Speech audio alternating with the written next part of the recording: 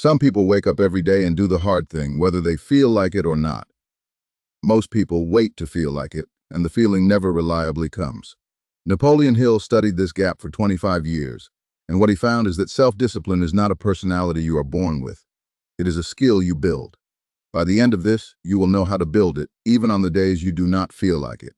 Here is what almost everyone gets wrong about discipline. They think it is about force, gritting your teeth, white-knuckling your way through the day on raw willpower until you run out. And because willpower does run out, they conclude they simply are not disciplined people. But Hill did not define discipline as force.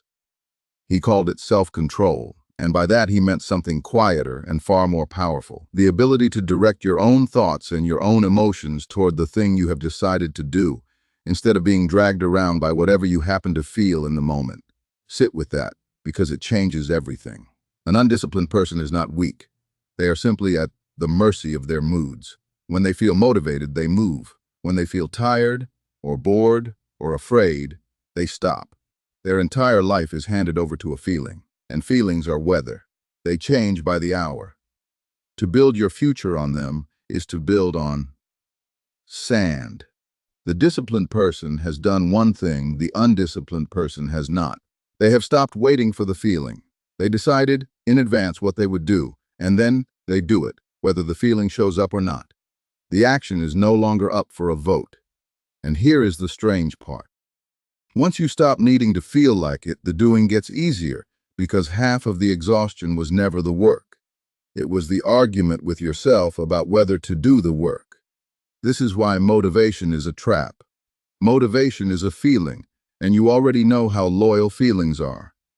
The people you admire, the ones who seem endlessly consistent, did not find a permanent supply of motivation that you somehow missed.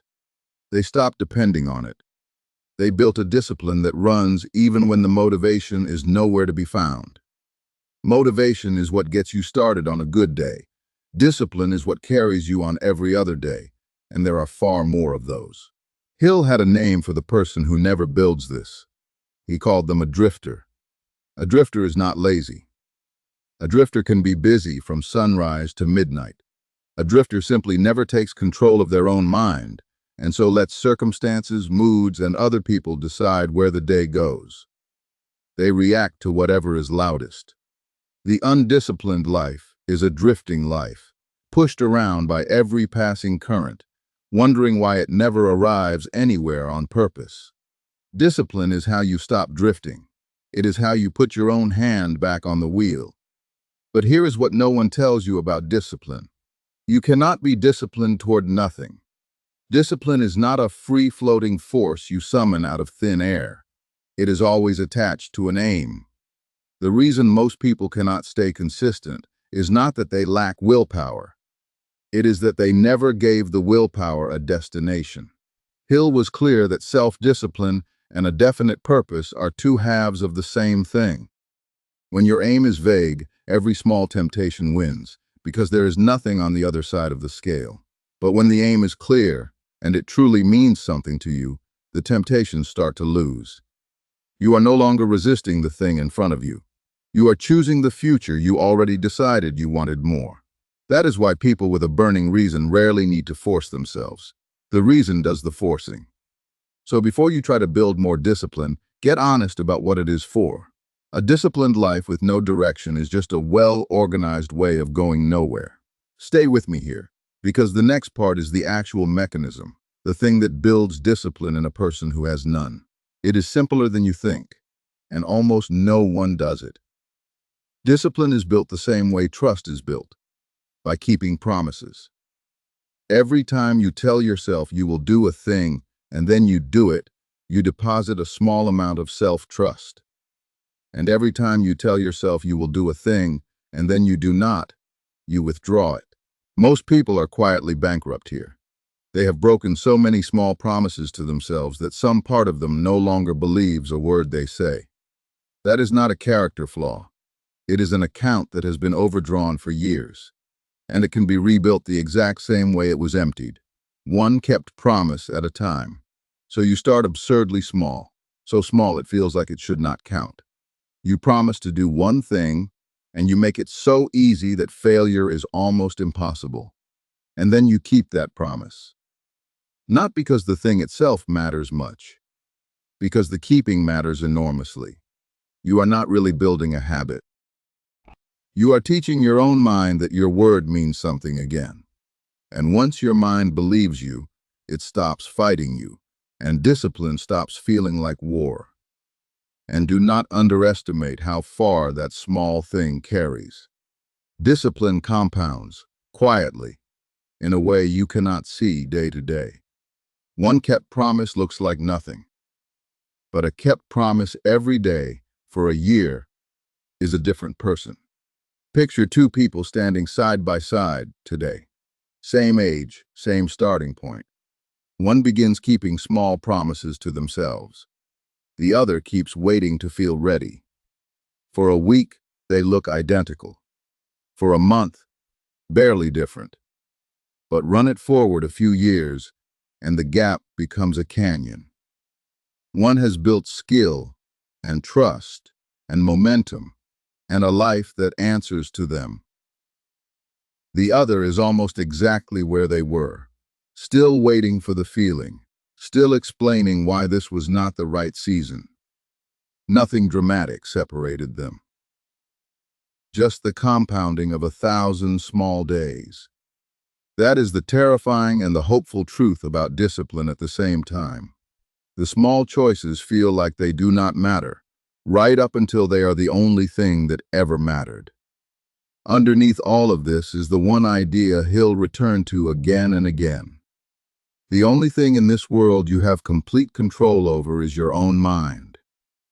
Not events, not other people, not the economy, or the weather, or the past. Your thoughts. And self-discipline, at its root, is simply taking ownership of the one thing that was always yours. Most people let their mind run wild, thinking whatever fear suggests, dwelling on whatever hurts, and then wonder why their life feels out of control. The disciplined person has quietly claimed the controls. They decide what they dwell on. They direct their attention on purpose. And a person who can direct their own mind can eventually direct their own life. Hill laid this out in detail in his early masterwork, The Law of Success, where self-control is one of the core principles he drew straight from studying the most accomplished people of his age. If you want the full framework in his own words, that is where it lives, and it is linked below. And if this is landing, do one small thing before we go deeper. Subscribe so the next lesson finds you, because discipline is built by repetition, and this channel is built to repeat it with you every Tuesday and Friday. The book is linked below if you want to go further on your own. Now, a warning, because people take this too far. Self-control does not mean killing your emotions. Hill never said to become cold or to feel nothing. The goal is not a person with no fear. The goal is a person who feels the fear and acts anyway, who feels the anger and does not let it choose their words. Emotion is fuel. It is enormous energy. The undisciplined person lets that energy explode in every direction and burns their life down with it. The disciplined person takes the same energy and points it at the aim. Same fire. One burns the house down, the other heats it. So how do you practice this? Starting today. You take the hardest thing on your list, the one you have been avoiding, and you do it first, before the day fills up with reasons not to. You do it while the resistance is still there, not after it fades, because it will not fade. You act, and you let the resistance come along for the ride. And when the voice says you do not feel like it, you have one answer ready. You were never going to feel like it. Do it now anyway. That single sentence, used enough times, will rebuild a person from the ground up. and you protect the mind from what weakens it. Every day, the world offers you 1,000 small surrenders. One more scroll, one more excuse, one more tomorrow. Discipline is won or lost in those small moments, not in the big dramatic ones. Nobody drifts on purpose. They drift one tiny surrender at a time.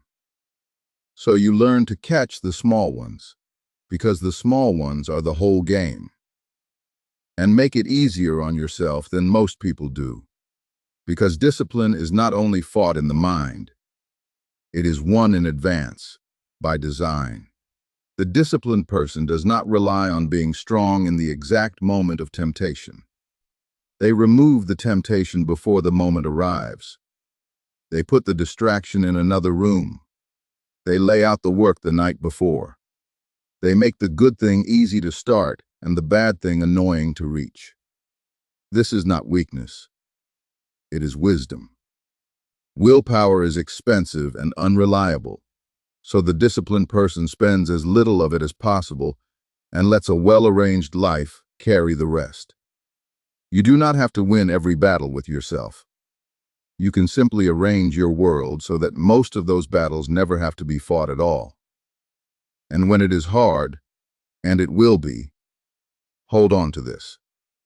There are two pains available to you, and you get to choose which one you carry. There is the pain of discipline, which is sharp but small, and it visits you in the moment you make yourself do the hard thing. And there is the pain of regret, which is dull but enormous, and it waits for you at the end, made of all the things you kept meaning to do. Both are heavy, but the pain of discipline is paid by the ounce today, and it buys something. The pain of regret is paid by the ton later, and it buys nothing at all. Every disciplined act is simply choosing the small pain now so that you do not inherit the crushing one later. Nobody escapes both. You only get to pick which one you live with. Now, the deepest part, the part almost no one understands until much later.